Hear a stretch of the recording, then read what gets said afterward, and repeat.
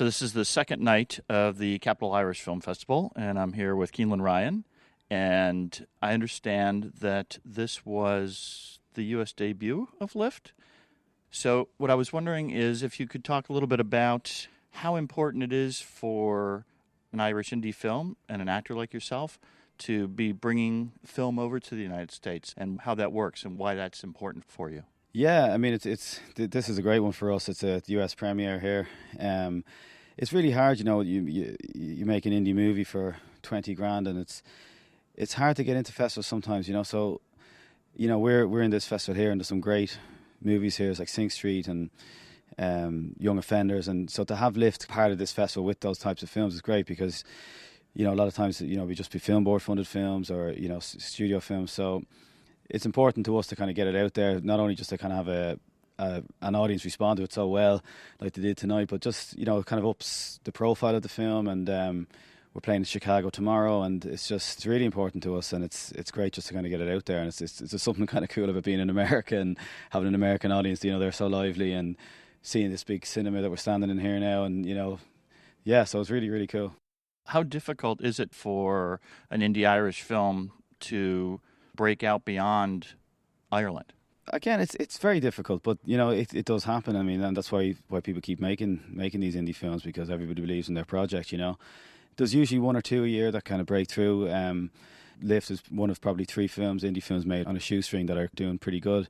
So we're definitely it can happen, and we're kind of on the right track to it. But again, it's one of those things that you just never know what's going to come next with it, and we don't know how Lift is going to end up. But it's so far so good. Like, everybody in the film has a different voice. How difficult is that when you've got an ensemble cast of varying ages?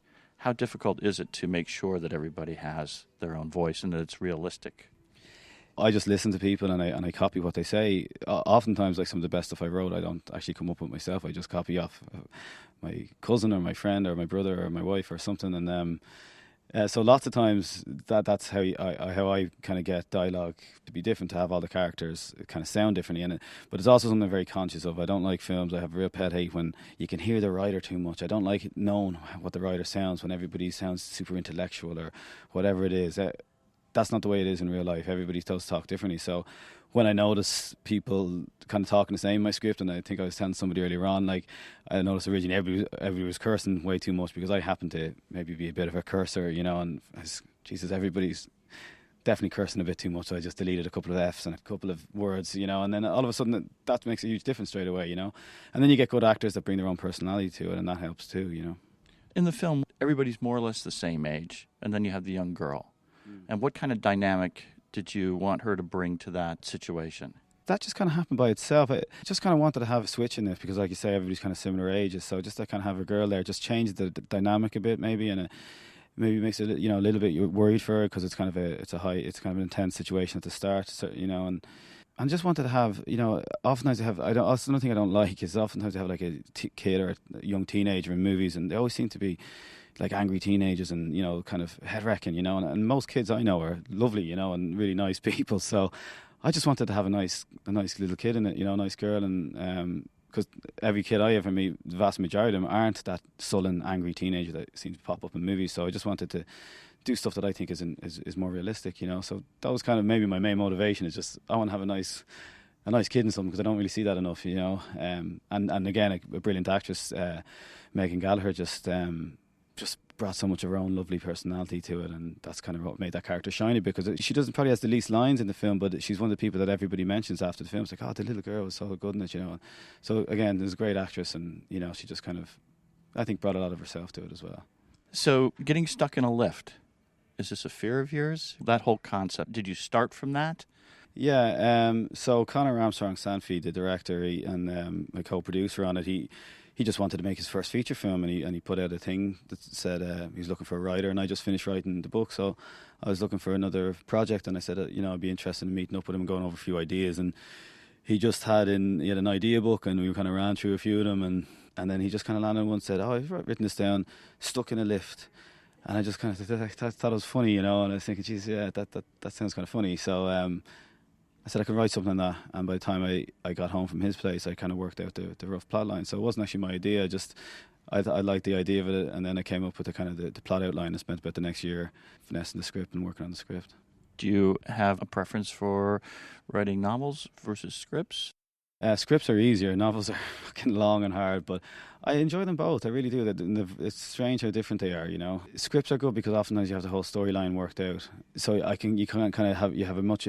I personally, this way I write anyway, I have a much better idea of how long it's going to take me, and I write this block, and I know roughly how long the film is going to be, and so this is going to be take 20 minutes, and so they're kind of fun to write, and you know, and I like writing dialogue. I love writing dialogue, and you know, as I said, copying from people that I meet all the time. But writing books is almost, you know, you feel kind of more writery, you know, writing a book. Sometimes I kind of even just have a little whiskey or feel like kind of ripping off Hemingway or something. You know, you kind of sit there, you know, smoking and drinking and thinking you're a mad writery, and then kind of reading up over your stuff. So I love writing books, a novel, and you can kind of be a bit poetic with it and stuff. But then with scripts, it's great to write the dialogue, and they're much easier. Books, I never know. The way I write is I don't know what the story is. I just have an idea of a story, and I don't know how it's going to end. So, like if a character dies or something, I'm often sad, even though I'm just kind of writing it. So, which is more an exciting way to write. You know, you kind of the stories take on a life of themselves. So they're very, very different.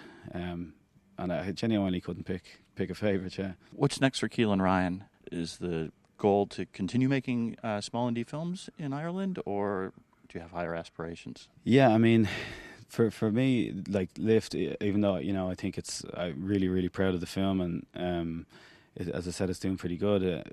I'm still looking at it as almost like a stepping stone film. I want people to see it and say, like, this is what they did for 20 grand. What can they do for, you know, a much bigger budget? So that's what I'm aiming at. Like, I'm working on a film at the moment. What I'm writing is a kind of a Garda story set in the early 80s, and it's kind of based on a true story of something my dad went through, and I think it's going to be kind of something special. So, but it's something that's going to need a lot more money than Lift. So, try to get Lift out as much as we can, and if, you know, has a bit more success, then hopefully kind of get a bigger budget to bounce off Lift and make this next one that I'm working on.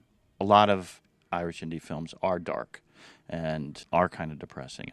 Talk to me about movies with happy endings. Yeah, I mean, when films first started kind of doing this kind of dark ending, you know, maybe 10 years ago, or, you know, I guess they've always been done, but it was this kind of cool new thing. Let's have, you know, but it's become cliche for me. It's like I just try to do stuff that I like to see in a film, you know, and I like nice characters. I like cool people, and as I said, I think most people you meet are genuinely kind of pretty cool. And you know, I like characters, and you get behind people. I like when I watch a film and I kind of go, geez, you know, I liked everybody in that. You know, you were talking about influence earlier on. Like, I love the Stray story, David Lynch, and it was nothing like this, but I just felt good after that. It's like, you know, there's just everybody he met, and that story is nice, you know, and that's kind of the way, for me, it's kind of the way life is, you know. So I don't think it's necessary to just kind of have that dark ending just because you're looking for a bit of an impact. And I think it's not even an impact anymore, because you can almost see it coming. I think sometimes if to end it at a bit more of an even keel or even a happy ending, you know, it always depends on the story, of course. But I just think that's it's almost a more unusual way to go now, you know. And I like smiling. I like smiling when I watch a film. I like to feel good. I don't want to be depressed when I'm watching a movie. I like to smile, and I like to enjoy the characters and enjoy the story and be taken along for the ride, you know. But, you know, like that, it's not just over the top, like, you know, everybody kind of jumping around or anything. But again, you just try to make the type of movies you like, you know. And again, I guess the next one I'm writing is a bit more serious. Maybe it won't be as you know, as uplifting or whatever. But all you can do is try to make the films that you want to see.